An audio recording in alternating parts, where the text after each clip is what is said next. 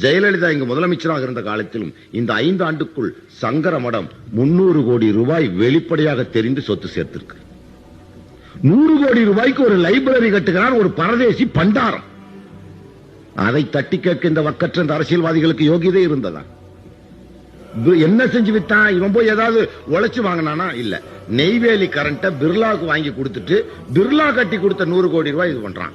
100 வயசாகி போச்சுன்னு தங்கத்தை கண்ட்ரோல் ரேட்ல இவன் கொண்டு வர்றான். டியூட்டி இல்லாம போலீஸ்காரன் நாய் சிரிப்பால் அதுக்கு துப்பாக்கி ஏந்தி தூக்கிட்டு போகுது. நம்ம பீடி தூக்கிட்டு வந்துட்டான், சிகரெட் தூக்கிட்டு வந்துட்டான், ரோத்தா அடி வாங்கிட்டு வந்திருக்கிறான்.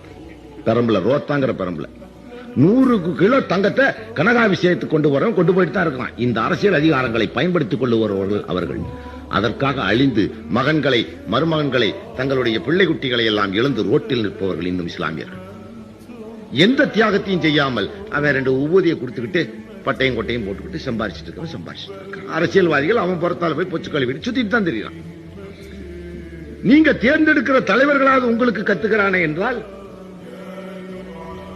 சிபிஐ விசாரணைக்கு ராஜகோபாலன் வழக்கை மெட்ராஸ் மதுரையில போட்டு தள்ளினாங்கல்ல கொலை, அவன் வழக்க போட்ட ஒரு பூச்சி உட்காந்துருப்பாரு, இரிட்டேட்டா இருக்கு.